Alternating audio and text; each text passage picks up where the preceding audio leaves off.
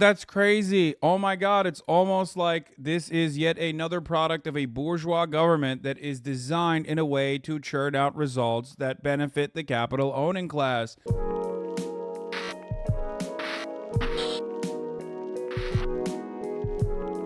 saying it. Okay, let's watch this. This will make me feel a little bit better, I think. Bird. The Wisecrack video on how the Supreme Court got so powerful. What's up, guys? Michael here to talk about a group of individuals responsible for making sure that society is just and fair. You have my sword. And you have my bow. And my axe. No, not those guys. We're talking about the Supreme Court. One of the three co-equal branches of government, it was created to provide checks and balances on the others. But as the recent leak of the current court's decision regarding Roe v. Wade hit the news, you might have wondered, wasn't this already decided? If not, are all of our laws subject to change? And how did 9 unelected folks end up with our fates in their very old hands? Let's find out in this Wisecrack edition on the Supreme Court. What went wrong? But before we get into it, I want to tell you about this video's sponsor. And now, back to the show. Let's start in the 18th century, when the drafters of the Constitution called for the creation of the Supreme Court as a means of balancing out the power of the President and Congress. The document establishes 3 important things about the court. First, it gives it ultimate judicial power, while allowing Congress to establish other lower courts as the Motherfucker's name is Hate Watcher King 666. He goes, why you skip the as like a leech? Bro, your name is literally Hate Watcher King.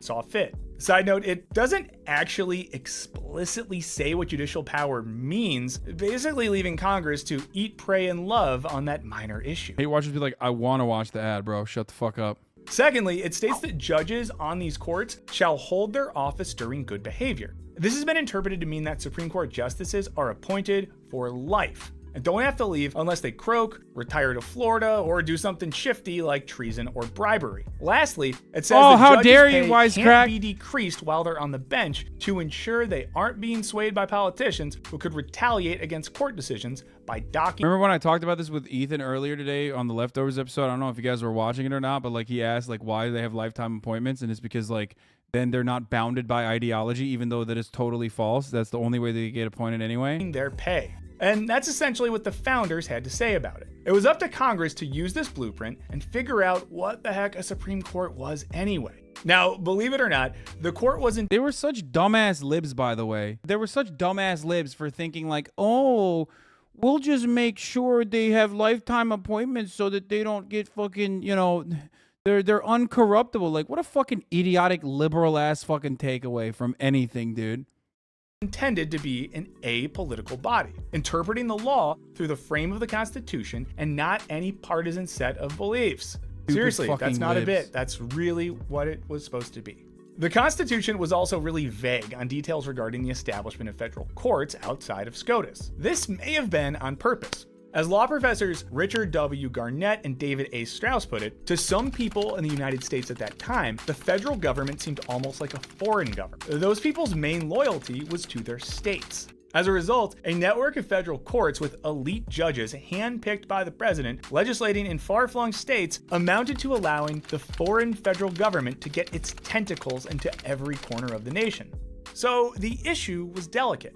On the one hand, who can blame people for being worried that a bunch of hoity-toity elites with no ties to their communities can make decisions for them? On the other hand, some of the framers were concerned that leaving too much power to state courts meant that hostile states could undermine the laws of the land. Thus, Congress determined that state courts could get a fairly wide berth in figuring out local laws for themselves. At the same time, they acknowledged that the Supreme Court established the supreme laws of the land and would have the power to intervene if a state court made an unconstitutional ruling. Now, none of this would be the final say on what SCOTUS became because, and I cannot stress this enough, very little about the Supreme Court is in our actual Constitution, and early Congress had a lot to figure out, like the makeup of the court, including the number of justices and so on. Consequently, the court's responsibilities and jurisdictions have changed multiple times since its inception. So what has been the function of the Supreme Court in America? And how has that function changed? And has the institution over time become too powerful? To figure that out, let's look at one of the most pivotal moments for the court, which occurred in its tentative early days. A paradigm-changing Supreme Court decision was reached under Chief Justice John Marshall, who had been appointed during some characteristically petty theatrics between outgoing President John Adams and his nemesis, Thomas Jefferson. After Jefferson defeated Adams, the lame duck president's Congress passed the Judiciary Act of 1801, which expanded the number of federal courts and judges. Adams immediately used this new law to appoint a bunch of midnight judges, who unsurprisingly favored him. But there wasn't enough time to formally carry out all these appointments before Adams left office. Those appointees not officially commissioned were, in Jefferson's eyes, rendered null and void. One snubbed appointee was would-be DC Justice of the Peace William Marbury. He took the issue to Marshall's Supreme Court, which found that, indeed, Marbury had a right to the job. But Marshall wasn't sure if it was really the Supreme Court's place to make this ruling. To TLDR this legalese, the court decided that, for the most part, it did not have original jurisdiction, meaning it couldn't rule on a case for the first time. But it did have appellate jurisdiction. That is, the authority to rule on a case on appeal. So while Marbury was correct about his right to the job, SCOTUS did not have jurisdiction to make that call, at least not until it reached the appeal stage. Now, it might sound like the Supreme Court had ruled to limit its power, but what it really did was establish the incredibly important concept of judicial review, the power of the court to look at decisions made by the other branches of the government and other courts and determine whether or not they are constitutional. Their ruling made it official that the Constitution wasn't just a set of guidelines, but was actually the ultimate law of the land. And it was up to the Supreme Court to decide what it meant, and if daddy government was using it right. This seems to be in line with what several of the framers believed, including Alexander Hamilton and James Madison. In theory, this all means that the court is nonpartisan and exists solely to make sure everyone's constitutional rights are granted. That sounds great and non-controversial. But when you tie your decision, except for black people, women, LGBT people, people that want to live a life devoid of gun violence, child slaves in different parts of the world that are enslaved by Nestle's subsidiaries. Changing document, you sort of set yourself up to be the voice of a certain status quo, which is pretty much what SCOTUS has been since its early days. What's more, as scholars Lawrence Baum and Neil Devins argue in their study of outside influence over the court's decisions, the Supreme Court is disincentivized from making bold rulings that might be controversial, specifically because it doesn't have any ability to actually carry out its own decisions. There's no Supreme Court police force, except for the buff ghost of Ruth Bader Ginsburg. So today we're going to be working all the major muscle groups of the body. We got the abs, gams, tuchus, chicken wings, and critical thinking. And there's no team of supervising bureaucrats to ensure that these rules... Never mind, I like the New York gun laws now. Hopefully they repeal the California ones too, so I could just get fucking popped in a video game after watching that sketch. Rulings are actually enacted. Thus, the fear of backlash against an unpopular opinion has always loomed large. As the researchers explain, this can often lead to justices making narrower rulings in order to avoid too much controversy. The result has been that the court is a relatively conservative body, not in a sense of Republican versus Democrat, but in terms of change versus status quo. As Kiyenga Yamada Taylor writes for The New Yorker, as the branch of government that is least accountable to the American public, the Supreme Court has tended, for most of its history, toward a fundamental conservatism, siding with tradition over more expansive visions of human rights. This makes sense because, again, they're applying an increasingly old document to any given contemporary scenario. This was certainly the case when it came to slavery, which was deemed a question best left to the states. In 1857, when the court ruled that enslaved people were property rather than citizens, the majority of judges were slave owners. Their take wasn't an aberration. While slavery isn't explicitly mentioned in the Constitution, it did specifically protect the importing of slaves up until 1808. And the Supreme Court openly perpetuated the idea of enslaved people as protected property, even striking down a Pennsylvania law that banned using violence to collect escaped slaves. As Erwin Chemerinsky writes in his book, The Case Against the Supreme Court, at every opportunity until the Civil War, the Supreme Court acted to protect the rights of slave owners and denied all rights to those who were enslaved. Damn, bro, that's crazy. 70 years of going to bat for guys like this. He is a rambunctious sword, ain't he? You might be thinking, that was a long time ago. Things are way better now. And yes, the court no longer sanctions slavery. but it did take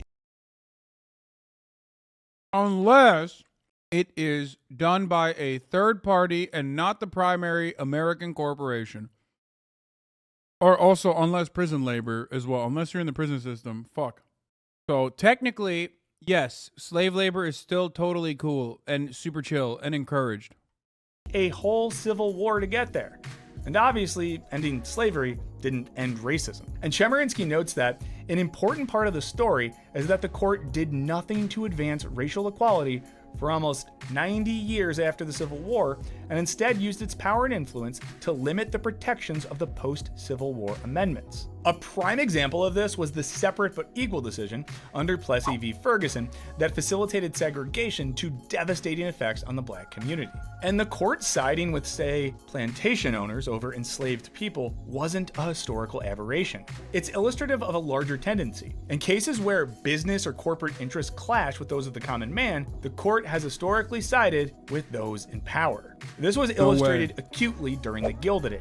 From about 1890 to the 1930s, the court embraced the laissez-faire social Darwinism that dominated political thought at the time. They declared freedom of contract the freedom to independently negotiate your own business contract, a constitutional right, which allowed them to strike down tons of laws that would have protected workers and consumers from big corporations. The thinking was, if you were an employer and your state passed a minimum wage law, that was an infringement on your right to set your own employment terms. They struck down over 200 federal, state, and local economic regulations to protect the sacred right of powerful corporations. The court also took huge steps to limit federal power to protect the most vulnerable. For example, they decided that a federal ban on interstate shipment of goods produced by child labor was unconstitutional because that should be left up to the states.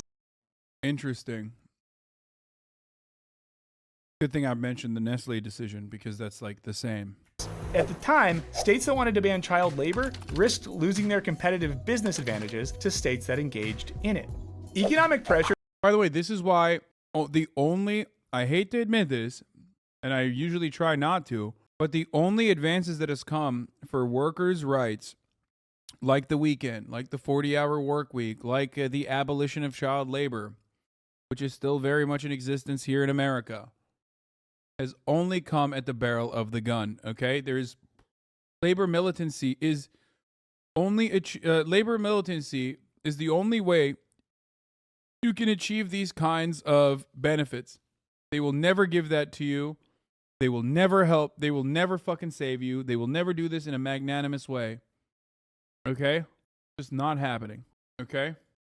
This kept child labor alive and well, and the country saw millions of children working in deadly conditions for decades. Now they just have to go to school for deadly conditions. We're not going to put that in the video, but it's and it's dark and it's true. So you know what? I dare you, editor. Put it in there. Speak truth to power. Note that just a decade earlier, the court had ruled that interstate shipment of lottery tickets could be banned by the federal government. But hey, protecting the nation from out-of-state lottery tickets, but not from child labor, seems totally normal and reasonable.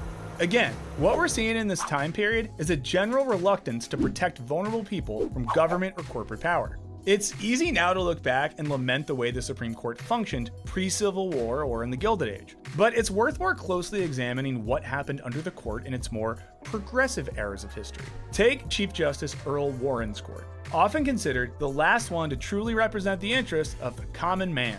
Earlier courts weren't known for expanding civil rights and liberties, but Warren was openly committed to social justice. What's more, he was likable and persuasive, which led to even some of the most controversial cases that came across SCOTUS's desk reaching unanimous or near unanimous decisions from the justices, which is basically unheard of today for such divisive cases. Brown v. Board of Education, the landmark decision which reversed the separate but equal doctrine, was decided unanimously. This is directly because of Warren's influence. According to another justice's autobiography, had the Supreme Court ruled in 1952 when the case was initially argued and before Warren joined the court, there would have been a 5-4 vote to uphold segregation. What in the actual Then there was Gideon v. Wainwright, which found that everyone has the right to legal counsel in a criminal case, and Loving v. Virginia, which ruled that laws banning interracial marriage were unconstitutional. These decisions helped create a constitutional precedent that allowed Congress to pass other important pieces of legislation like the Civil Rights Act of 1964 and the Voting Rights Act of 1965. But not everyone was happy with this progress, especially the definitely not a crook Richard Nixon. Nixon maintained a 30-year beef with Earl Warren, who had refused to endorse him earlier in his political career. So when Nixon became president, he wanted to tear down everything that Warren had built. And due to some squabbling that foreshadowed Barack Obama's nomination of Merrick Garland being squashed, Nixon was able to fill 4 seats over the course of his short presidency. His goal, he said, was to appoint strict constructionists. These guys would be interpreting the law, not making the law. They would see themselves as caretakers of the Constitution and servants of the people, not super legislators with a free hand to impose their political and social viewpoints. At first glance, this sounds relatively apolitical, but it was actually the first glimmer of an important philosophy that would change the way the Supreme Court. Abolition philosophy. Before we get to that, I just want to point something out here, okay?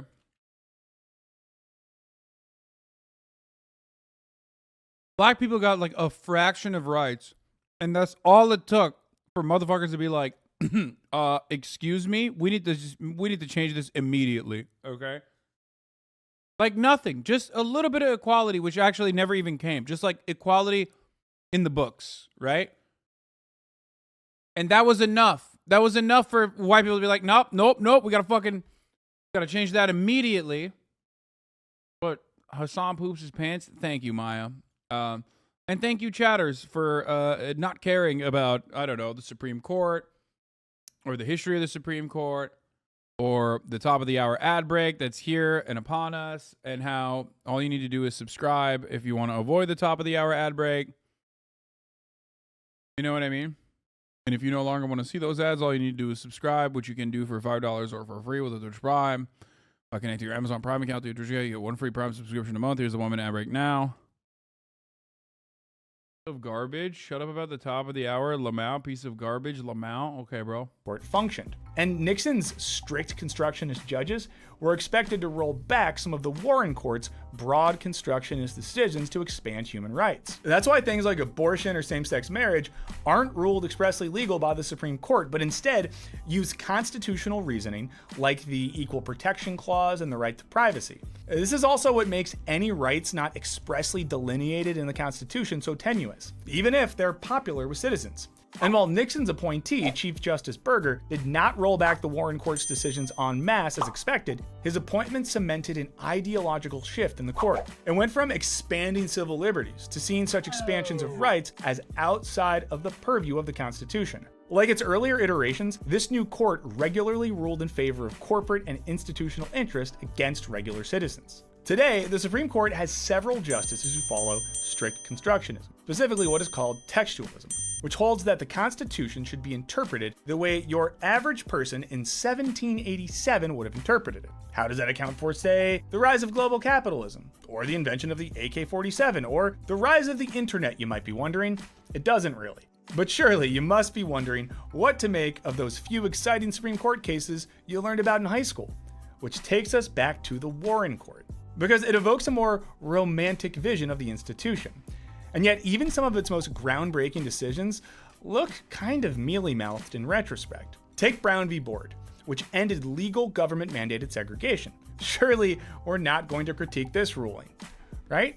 Well, in reality, while the Warren Court struck down lots of individual cases brought to them about segregation in courtrooms, on buses, on golf courses, in restaurants, and so on, they never wrote an opinion that said state governments actually had to do anything to actively end segregation or prevent it from happening. Quite the opposite, in fact. As Robert L. Carter wrote in the Michigan Law Review in 1968, the court ruled that a state is under no affirmative obligation to enact anti-discrimination legislation and that such laws may be repealed. But the court added the precautionary caveat that if in the process of repeal the state tips the political balance in favor of racial discrimination, it violates the 14th Amendment. So a state not only didn't have to put any laws in place to end discrimination, but they also were within their rights to repeal anti-discrimination legislation as long as they didn't do an oopsie and tip the scales towards intentional discrimination, which is totally a very easy and objective thing to measure and prevent. Thus, I'm sure you'll be shocked to hear that virtually no school desegregation actually. This also plays a role in the current argument that's going on with respect to voting rights. And in states like Texas, for example, as long as they are not intentionally, like openly stating that they want to stop black people from voting, if you have certain policies that end up disproportionately attacking black people, disproportionately targeting black people, i.e. disproportionately making it a lot harder for black people to go out and vote, then that's possibly appropriate. As long as the law, which by the way, that technically makes the grandfather clause and poll taxes and stuff completely legal, constitutionally legal and appropriate. There were very few, even during the Jim Crow South, there were very few laws that expressly stated that black people can't vote. They just simply found a different way of saying black people can't vote by implementing the grandfather clause, like I said. If your grandparents were not allowed to vote, then you're not allowed to vote. See what I'm saying? Trying to derail. Why is everyone asking if you're vegan? Yeah, because there's fucking weirdos in here. Happened for years after Brown. It wasn't until the Civil Rights Act of 1964 that any meaningful progress was made in desegregation, and that was limited mostly to cities in the South. In San Antonio Independent School District v. Rodriguez, SCOTUS even went so far as to rule that inequalities in school funding aren't illegal because, get this, the right to equal education isn't in the Constitution. That's right. SCOTUS ruled that it's fine for schools to be both separate and unequal as long as the segregation isn't mandated by the government. And in the 50 years since Brown, the Supreme Court has made America's segregation and inequality problems even worse. Like the 1991 decision, in which the Oklahoma City School Board ceased busing black students to white schools as a desegregation effort because schools had become less segregated. Unsurprisingly, when the busing ended, the schools became segregated again.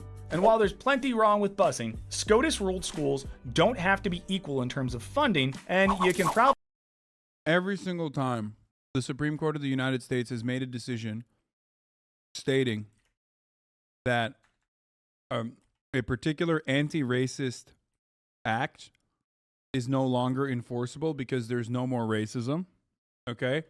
The immediate reaction to that, the immediate unrolling of said rights quickly fall apart. Like almost immediately after. Just like there are trigger laws for Roe v. Wade. In the abolition of Roe v. Wade, there are already trigger laws in place in multiple states that will immediately kick in, take effect, knowing full well that once that fucking Supreme Court decision comes down, it's over. You cannot have an abortion. Another great example of this that's contemporary, even more recent than this law that we're talking about, busing in Oklahoma, which is the Voting Rights Act. The Supreme Court straight up fucking determined that it's unconstitutional for the Voting Rights Act to determine whichever jurisdiction needs additional scrutiny from the federal government. They said the red states that was getting like more scrutiny from the federal government for the ridiculous fucking checks that they were putting for in front of like black people voting, they no longer needed to do that because racism was over. And what did they do in the immediate aftermath of the abolition of the Voting Rights Act? What happened? Well, you know what happened. Every state now legally stops black people from voting in any which way they can. Probably guess whose schools weren't being funded. Still, the court ruled that federal acts like busing were only meant as a temporary measure to remedy past discrimination. So, because black students had been given their rights for the past 13 years, the Supreme Court assumed that the racial problem at the root had been fixed. What this really meant was that schools stopped being segregated by law, but remained effectively segregated by where people lived. And because it was fine for schools to be unequal, black and Latino students suffered. Overall, if you look at the Supreme Court over the past 50 years, you can see how a general passivity towards granting rights has implicitly stripped many of those rights away from many Americans. Take the time in 2011 when a class action lawsuit against Walmart was filed on behalf of 1.5 million women, arguing that they were paid less than and had to wait longer for promotions than men. Institutionally, there was no application process for management and employees were handpicked. Unsurprisingly, this resulted in pay raises and promotions being disproportionately given to men. And while on 3 occasions the U.S. Court of Appeals for the Ninth Circuit upheld that these women should be certified as a class, SCOTUS ruled that there were just too many of them to have enough in common to justify a class action suit. If they wanted to come after Walmart, they should do it individually instead. As Adam Cohen points out in his book, Supreme Injustice, the whole point of a class action lawsuit is that individuals can collectively share claims and show ongoing patterns of wrongdoing without forking out their life savings for a lawyer. It is No. You can't do, if you can't do class action lawsuits, like you have to, you, underpaid minimum wage employee, have to fucking hire a lawyer individually and then go up against Walmart's ginormous fucking legal team. Yeah.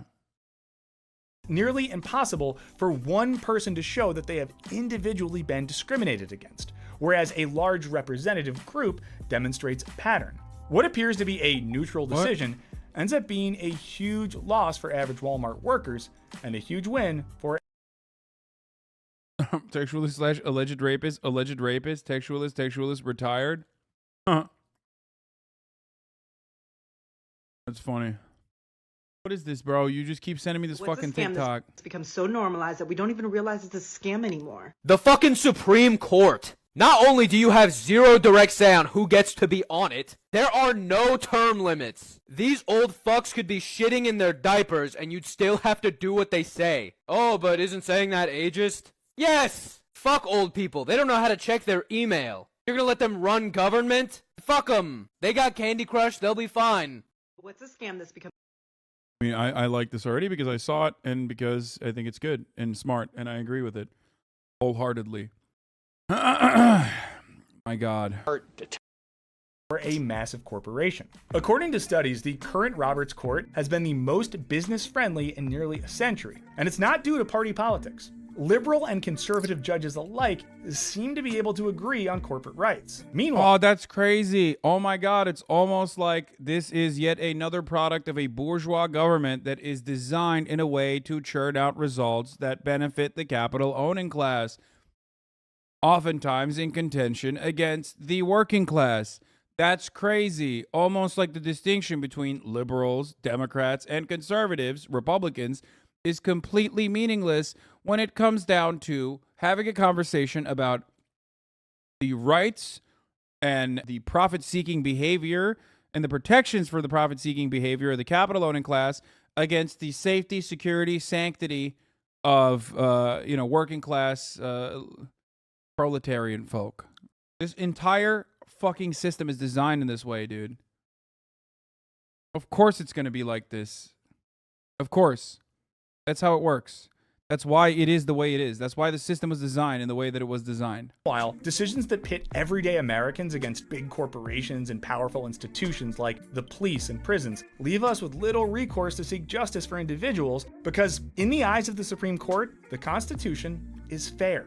Take the decision in Citizens United v. FEC, which said that corporations had the same rights as individuals to donate money to political candidates. In the decades that followed, another fucking devastating decision. Like, just the absolute fucking worst, dude. God, I hate this.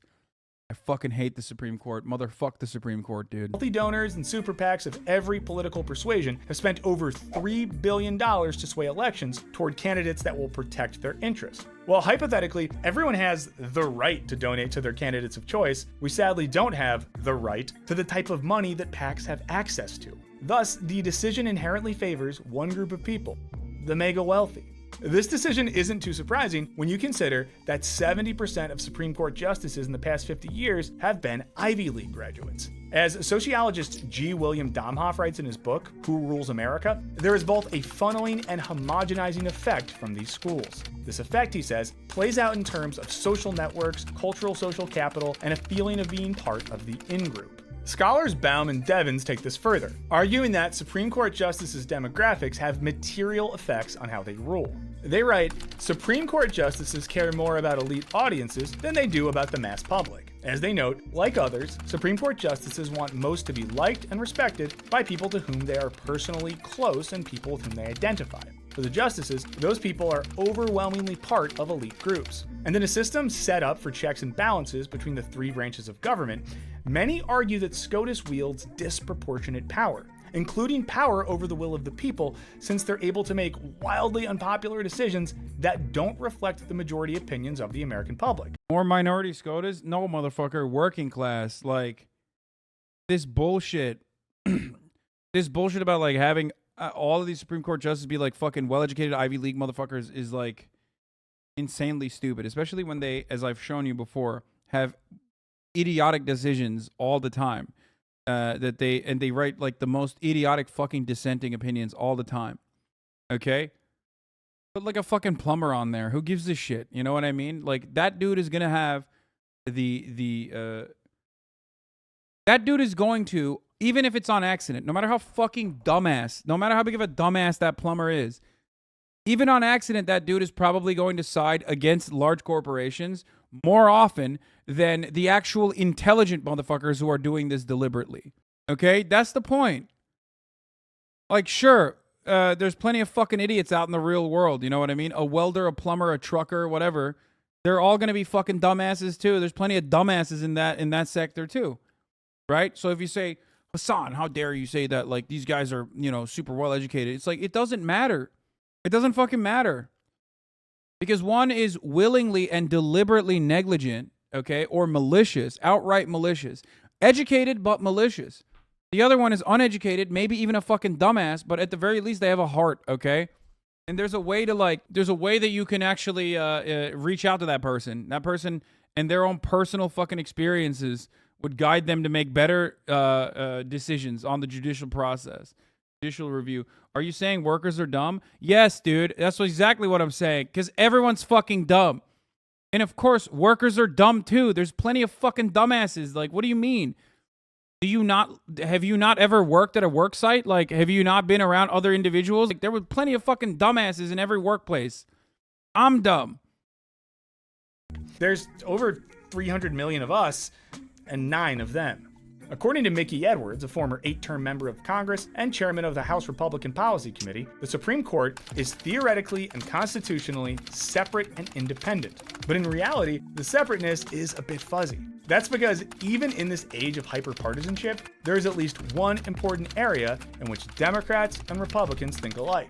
Both parties view the federal courts, and especially the Supreme Court, as a de facto branch of the legislature. In other words, while everyone may talk a big game about the political neutrality of the Supreme Court, politicians of every stripe have come to understand that in reality... Yeah, if that wasn't the case, you wouldn't see fucking Republicans running on filling the Supreme Court vacancies. You wouldn't see Democrats running on filling the Supreme Court vacancies.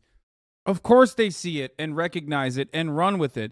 Of course, obviously, unfortunately, there's no Federalist Society counter because a anti-capitalist, like an anti-capitalist activist judge group would not exist. How would you ever fund that? It's much easier when power is consolidated at the top and those who are vicious and pro-capitalist can get together and funnel the funds into these sorts of world-changing organizations. Can't really do that with the left or like a leftist activist judge. You know, like a leftist version of the Federalist Society just does not exist. Why don't you make one, the Hasan Society? It doesn't work that way, bro. I mean, maybe. The closest we can get to something like that, and stop doing fucking fund that $5 a month. I already ran the ad, okay? Stop. I already ran the ad, please. The closest we can get to that is something like this. This community itself. There are plenty of people in this community that are in law school. There are people in this community that are community organizers in general in the workforce. Like, that's the only thing. That's the only way that, like, you know, there could be some kind of systemic change. But that's it. Like, there's no other way to do that. There's no other way to push for societal change within the capitalist system No matter what happens, no matter what happens, you have to tackle it from the outside. It's very difficult to do that. And then there's plenty of fucking dumbasses in here too. So there is that. Whichever party appoints the most justices wields the most power, particularly in a Congress too divided to do much of anything. Does this sound kind of undemocratic? Well, that may have been the original point. At the New York ratifying convention for the Constitution, Hamilton himself said that there are few positions more demonstrable than that there should be in every republic some permanent body to correct the prejudices, check the intemperate passions, and regulate the fluctuations of a popular assembly. This is basically like fancy colonial talk for a rather chilling argument, that we need special appointed people to protect us from our... Bro, that's so crazy. I can't believe that there was an entire body. I cannot believe that there was an entire body in Congress that was also designed around that same principle. It's called the Senate. I can't believe... Oh, wait, hold on. There's more to it. I can't believe that there was another principle called the Electoral College, another system called the Electoral College that also churned out these exact same outcomes. It almost feels like our founding fathers just simply were like, we really fucking hate democracy, okay? We're gonna make it seem like we have a democracy, but like we're gonna make sure every step of the fucking way that no like pure democratic outcome is ever going to happen, okay? You don't have a democratic process for electing the president. You have the Electoral College, okay? You don't have a democratic process within the Senate. You can have 40 million more votes that vote for the fucking Democratic Party in Senate elections, and then, there's still a Republican majority Senate. 40 million! How fucking insane is that? And then the one body that is supposed to have proportional voting is the House of Representatives. That's supposed to truly represent the population sizes. Even there, you have gerrymandering, redistricting, that stops even the fucking House of Representatives from being democratic. And it doesn't matter. So yes, the Supreme Court is just yet another profound example of the underlying unequal structure of American governance. Our literal democracy. Side note, classic Greek philosopher Plato would largely agree on this. Or, as Chemerinsky puts it, the primary reason for having a Supreme Court, then, is to enforce the Constitution against the will of the majority. This seems true in the expected decision ruling against Roe v. Wade, which 64% of the country wants to see upheld. You may be thinking, well, then we should change the Constitution. But this was, by design, made very, very, very difficult to do. So in a lot of ways, we're all still operating by a playbook written by slave owners in the late 1700s. As Chemerinsky adds, why should a society generally committed to majority rule choose to be governed by a document that is very difficult to change?